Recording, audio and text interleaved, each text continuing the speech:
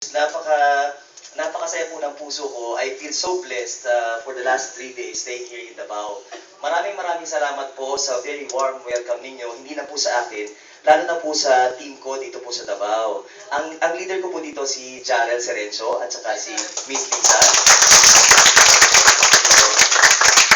Si Jarel po ay mukha lang ganyan. De, biro lang. Pero yan po ay award winner, award-winning film director.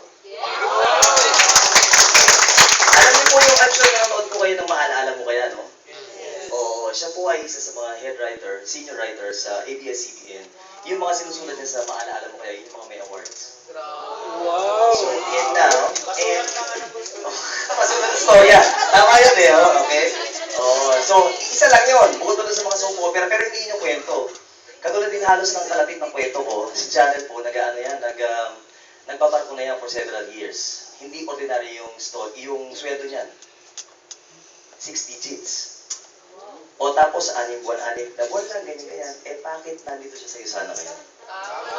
Bakit siya nasa Isana? Yun yung abangan niyo ng kwento niya. Kahit hindi nyo naabangan, simple lang yan, halos pare-pareho lang tayo ng storya. May nakita kayo dito sa Isana. Tama po ba? Yes! Okay lang ba na magkikwento ako sa inyo na maiksi lang? Yes! Mga 3 minuto at saka 3.5 hours. Pwede ba? Okay. Alam niyo, sobrang nabibless po talaga ako dito sa Davao kasi sa Manila, sa Makati, sino po dito nakarating na sa Makati? Doon po sa 9th floor. Wow! Palakpakan niyo naman yung mga sarili niyo. Kasi, tignan niyo ha, natuto ako dito sa Davao. Hindi naman sa pag-aangat ng sarili ko, pero literally talagang sa mag-isa lang ako nagpunta dito. Alam ko darating yung mga upline and all, pero it's all worth it. Worth it talaga na dumating ako dito kahit mag-isa lang ako. Hindi ko alam yung expect ko dito, pero the Lord blessed me with so much. Simula nung Sunday night na nandito ako. Okay. Ako po ay nasimulan dito sa Yusana dahil lang sa pagbibigay ko o pagbabalik ko ng favor sa isang kliyente ko. Kanina kinento ni Erwin na ako po ay dating sales manager. Kahit hindi na natin masyadong balikan yun. Kasi may masaya doon, pero mas marami yung hindi masaya. Dito sa Davao, nakakarating na rin po ako dito kasi may mga kliyente rin po ako dito. So, totoo po yun, sales manager ko for, I cannot count anymore, hayaan nyo na. Pero hindi rin po ordinary yung kinikita ko. Sana hindi rin po nagbabrag for the purpose of discussion lang. Ang kinikita ko po nun, pang gold director. Actually, mahigit pa. Hindi na talaga halata sa katawan. Hindi na talaga halata sa itsura. Alam niyo po ba, trivia lang ng konti. Yung itsura ko ngayon, halos walang pinagkaiba sa itsura ko noon. Gandang lalaki pa rin, ano? Okay. Pero ano yung malaking difference? That time, nung ako po yung sales manager, nung kumikita ko ng sobra-sobra talaga, thank you talaga sa blessings na yun. Ang malaking difference, at that time, every 2 to 3 months, nasa hospital ako. Wow! Totoo po yun. Alam niyo po, dumating yung time, November 2011, hindi ko kalimutan yung time na yun, nasa ER ako, emergency room ng Asian Hospital. Ano po yung Asian Hospital dun sa Alabang. So, dinala ko ng wife ko doon sa ER kasi nagsusuka ko. I was having severe diarrhea. Sorry, excuse me, pero sobrang lumalabas yung allergic reaction sa katawan ko, ang taas ng lagnat ko, and everything. Negative ako sa bacterial infection, viral infection. Wala makita sa akin yung doktor. And then, yung specialist na lumapit sa akin, "Sir, what do you do?" "What do you do?" Sabi ko, "Doc, well, I'm into sales and marketing." "Sir, does it entail pressure or tension?" Sabi ko, "Doc, ang pressure, breakfast ko yan. Yung tension, merienda ko yan." Why? Sabi ko, "Doc, well, I come home, usually, 5 to 6 days in a week. I come home about 2, 3 in the morning. Most of it, lasing ako. Kasi, sales manager ako." Sino po dito yung nasa sales? Ang dami kong, I was blessed with all the testimonies na nasa selling. Ano po? Sila sir, sila ma'am, and all, na mga sales manager din. I'm sure, familiar po kayo doon kapag sa selling, lalo na dito sa Philippines, ang ibebenta mo muna dito, sarili mo. Tama. Hindi talaga yung produkto. And, I was blessed with that kind of skills na ibebenta ko yung sarili ko habang gumigilid. Hindi, joke lang. Hindi kasali yun sa kwento, kayo talaga, oh. So, yun yung natutunan ko, kaya naiangat ko kagad yung sarili ko. Ang industry namin, alam niyo yung mga farm ng baboy at manok, di ba? Marami dito sa Davao noon. Malalaki mga farm dito. So, yung usually mga may-ari, mga kausap namin, kailangan ilalabas mo yan. Kaya kailangan lalabas ka rin. Kahit hindi mo bisyo, kailangan bisyo mo na rin. Alam mo, lagi ako sa sabungan, pero ako marunong magsabong. Totoo yun. Kaya uwi ako na alas 2, alas 3, pagod na pagod. Tapos pagdating na alas 7 ng umaga, riring yung telepono ko, tawag na yung boss ko. Ang nangyari buong araw, anong plano mamaya? Bukas, chot. Sa oras ulit yun. Pilitin ko matulog. Pagdating na alas 9 ng umaga, tatawag na sa aking mga sekretarya.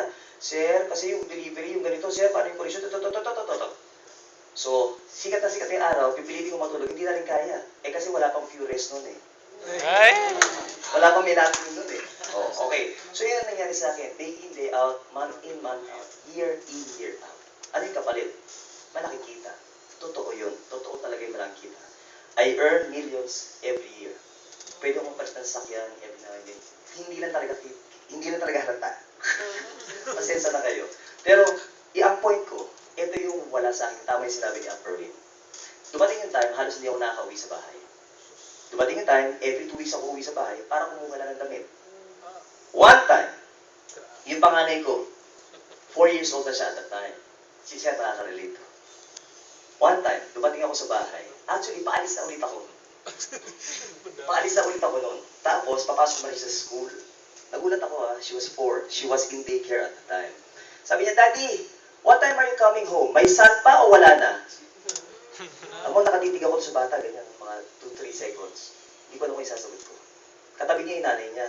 Napagbintangan ko pa yung nanay. Sabi ko, hindi, turo-turo mo dyan. Turo mo yan.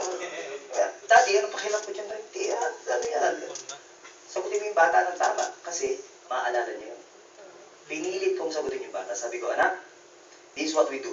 I'll make sure when I come home, kahit late na, I'll kiss you so you know I'm home already. And then in the morning, you wake me up, you come to my room, and we'll play. Kahit hindi ko makayang gawin yun. Pero habang sinasabi ko yun, yung puso ko ganito. Parang sinaksak, tapos nilabas ulit, tapos sinaksak ulit. Sinalabas ulit. Ang drama, no? Pang maalala mo kaya talaga. Pero alam mo, buntis sana ako isang beses na nangyari yun. And then, buntis na ulit yung wife ko sa kambal ko. Wow! Ay, grabe. So may kambal kami, yung bunso namin 3 years old na ngayon. Nung mga anak na yung wife ko, inulit yun nung panganay ko. Sabi niya, Daddy, Mommy's waiting for you. Hindi ko na maalala. Tinutulog talaga yung puso ko at the time. Noong mga times na yun, nag-iisip na ako. Sabi ko, Mommy, I need change. May nakaipon naman tayo ng konti, hanap tayo ng negosyo. So yung mga hinahanap ko, alam niyo sa mga malls, yung mga food cart, diba, yun ang pinakamadaling mo. Well, no-brainer ang tawag doon, hindi mo na pag-iisipan. Bili ka lang, hayaan mo na yun dyan. Yun kung aandar. Tama. O siomay. Magkano yung 40,000, 50,000, 70,000 na yung franchise. Gasino mo na ma-ROI yun. Diba? So, hindi ko siya pinansin. One day, December 2011, in-invite ako ng kliyente ko na bata pa. Sabi niya, Sir, sama ko naman ako sa Makati. Ano meron doon? Nasa Bulacan kami. Alam niyo ba yung distansya na yun? Medyo. Malayo. Malayo, tama si ma'am. Alam mo bakit malayo? Kasi yung traffic sa EDSA na dapat 30 minutes lang, mahigit 2 oras. Oo. Habang nasa traffic ng EDSA, sabi ko, Iha, saan ba tayo pupunta? Mas bata sa akin pero kliyente ko. Kailangan ko pagbigyan. Saan ba tayo pupunta, Iha? Sir, basta, sumama ka lang sa akin. May racket ako. Racket? Naku, sabi ko, patay networking ito. Itabi ng konti. O, Iha, alam mo, ganyan, alam mo, bata-bata ko pa, ayusin mo yung career mo, mag-aaral ka mabuti, ganyan. Pwede ka lang turuan, ganyan, para ano. Ganyan, may ginagawa mo, sir, basta masaya doon. Naku, sabi ko nito. Okay, ganyan. Alam mo, Iha, ako, medyo mas may edad na ako sa'yo, nadaanan ko rin mga ganyan bagay. Yung nanay ko na nandito sa Pilipinas, lahat ng klase ng sinalihan, ganyan.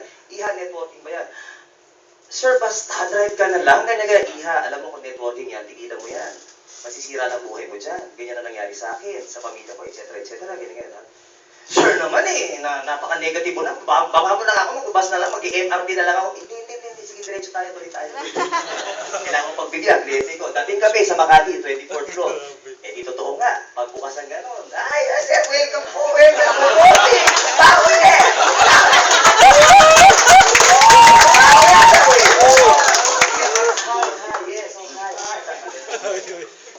Siyempre, sales manager, tapos present, upo daw ako, upo. Nandun ako sa pinakalikod, upo daw. Sir, dito po kayo. Sir, dito po yung unang yayaman. Sabi ko, saan? Tapos time, 2 hours, 3 hours natin. Okay. Tapos, hindi pa nagkasya, nag-invite sa akin, inaya yung goal director niya. Sabi niya, sir, baba po tayo, dinner tayo. Dinner daw kami, gusto ko na, dinner. Pinapresentan ako, ganyan, closing, ganyan. 40 pesos, ayan to. $1,000 per week. The average daw ng 200,000. 200,000, sabi ko, okay, 200,000. Hindi ko naman masabi, masyado naman nakakaya. Sabi ko, iho, yan yung kinikita ko sa'yo ngayon. Yan. Hindi ko naman masabi, siyempre, di ba nakakahiya naman. Oh. Ano yung difference namin? Pareho kami 200,000 na kinikita. Pero siya, meron siyang freedom. Ano yung title ng presentation natin, di ba? Health And freedom. and freedom. Totoo yung title na yun, alam di ba yun? At that time, pareho akong wala nun. Wala akong health, wala rin akong freedom. Okay, what did I do? Bibilisan ko na yung kwento ko kasi malapit na yung 3 hours ko. Tensa na kayo, ito talaga ako kwento, masyado talaga ako excited. Ininom ko yung produkto. So, sige, sabi nga may produkto daw. O, sige, okay, that's good. Mahilig naman ako supplement talaga. Ang unang-una na-enjoy ko, yung tulog. Sabi ng asawa ko, dali ang OA mo. Kasi usually, makakatulog ako 2 to 3 hours lang may gising ako. Kasi nga, sobrang stress. Alam niyo yun, di ba? Mataas ang kinikita, mataas ang responsibility. Sinabi ni ma'am kanina yun eh. Mataas ang responsibilities, more than the responsibility and the income, pinakamataas ang level yung stress. Totoo, nakakamatay yung stress. Kaya kung kayo, nasa ginagawa nyo kayo, kung ano man trabaho nyo ngayon, at meron yung buong spelling ng stress na yun, tigilan nyo na yung ginagawa nyo yan. Hindi ako nag-joke, tigilan nyo na yung ginagawa nyo. Sayang yung buhay nyo. Yan, nagagalit si ma'am. Apektado. Malampakan naman natin si ma'am. Stress! Diba? Ang init ang ulo. Bukas, ipapire niya yung boss niya. Ininom ko yung produkto. Alam niyo kung ano yung unang pinakamasaya na-experience ko. On the second night, sabi ng miss ko, on the third morning, sabi niya, Daddy, ang OA mo. Sabi niya, bakit? Kung ano daw yung itsura ko nung biga ako, pag-isip ko, ganun pa rin. Totoo yung deep sleep na yun. Totoo yung calcium and manganese. And wala pang binato nito na, wala pang calcium yun. Dahil nangyari sa katawan ko, tumanda yung pakiramdam ko, energy level ko, pag drive ako the whole day, meron kami pasyente sa bahay. Alam niyo po yung dialysis? Yes. Alam niyo po yung dialysis? Yes. Hindi siya masaya. Totoo. Sobrang bigat sa katawan ng pasyente habang pinapanood mo siya ng pagganon. At napakabigat mo sa damdamin nung nag-aalaga. Uncle siya ng wife ko.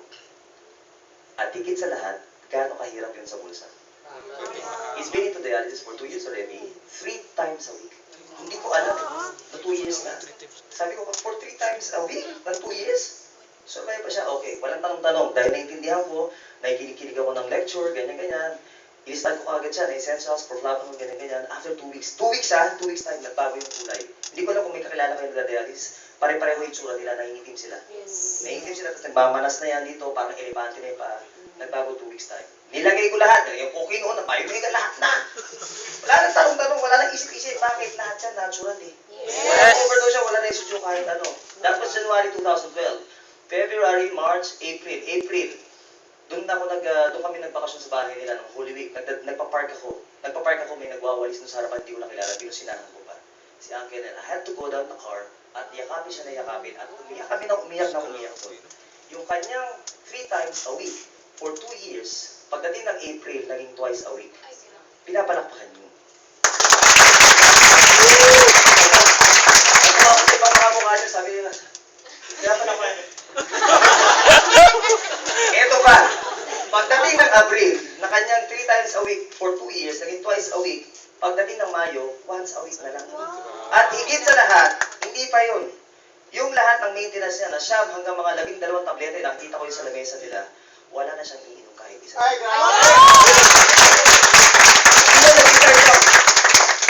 just to remind you para hindi tayo nagkakaroon ng pagkakamali hindi kami nag-decide noon. Hindi rin siya. Sino? Doktor. Bakit? Nakita ng doktor sa blood chem niya, nag-improve yung creatinine niya, SGPT, SGOT, triglyceride, cholesterol, o habang sinasabi lang, pinapalapakan niya yan.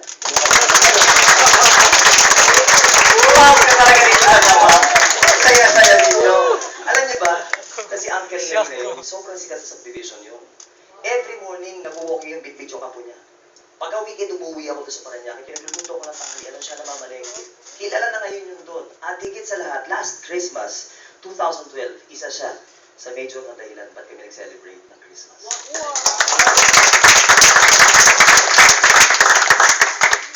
Malapit na po ako matapos, promise. Masyado talaga ako na-excite. That happened, and he was ko, may kanya-kanya story yan. May diabetes, may hypertension, may arthritis, lahat may problema sa mata. Lahat! Inikot ko. Pinasalan ko lahat. Kinento ko si Uncle Nel, at lahat sila naintindihan, tinanggap, ginawa, ininom. Lahat yun ha. Mind you, hindi pa ako nagkikwento ng negosyo. Hindi ko ginawa ang negosyo sa sana for 6 months. Ganun katigas ang ulo ko. Bakit? Kumikita ako eh. Diba? Hindi ko kailangan yung network. Yuck. Network. Hindi ko talaga siya ginawa. Hindi ko siya inintindi. One day, dalawa yung ATM ko. Buti na lang, nag-open ako ng separate account dito sa Yusana kesa dun sa office ko. So, nagkamali ako, atok-nato ako, in-ATM ko, sabi ko, ba't ganun? Pareho yung pin eh. Pinasok kong ganun. Iba yung amount, okay. Ito pala yung ATM, okay. Hilong-hilo na ako, sige, drive ka ulit, drive. Tapos sabi ko, ba't may laman? Sabi ko, ba't may laman? Kinabukasan, tawag ako doon sa nag-invite sa akin. Sabi ko, bakit ganun yun? Ganyan. Sir, ayan, tigas ng ulo mo, hindi ka nakikinig eh. Sir, di ba, for every product, may corresponding points yan. Ganun ba? Hindi ko alam eh. May points. Sir, di ba pagka nag-match yung points na yun, di ba may dollars yun? Bakit? Ganon kasarado yung isipan ko. Sino po dito yung first time? Sino po yung guest? Ang dami ninyo. Congratulations talaga. Congratulations. Dude, hindi ko inintindi yun. Had I opened my mind, had I opened myself for that explanation, sana hindi ko na-struggle na pagkatagal-tagal. Sana ngayon, Ruby Director na rin ako. Kasi pogi ako nun. Parang pogi na Ruby Director. Okay, apply. Dahil hindi ko siya ginawa kagad ng 6 months, on the middle part of last year, saka ko na sinimulan talaga na intindihin yung network marketing. And right now, I understand, I believe, and I will stay first and last multi-level marketing with Umisa. Salamat po sa inyo. You are very special in my heart kasi ang Davao po will be very, very, very crucial in my gold run ngayon pong darating bago matapos ang taon na to. Maraming salamat po sa inspiration, sa motivation na binibigay nyo sa amin. Salamat po sa pag-kup-kup nyo sa aming team. Pero ang sabi ko nga po kanina doon sa labas sa mga teammates nyo doon, sabi ko kung ano man po yung may pag-training po namin sa inyo, sana pagpaumanhinan nyo na kung ano yung kakayanin namin. Pasensya na kayo talaga, mahaba na ako magkwento. Ganito po talaga sa mga taga-Maynila. Masyado na talaga mga excited. Pero I'll tell the big story of Davao in Makati. I'll make sure. Maraming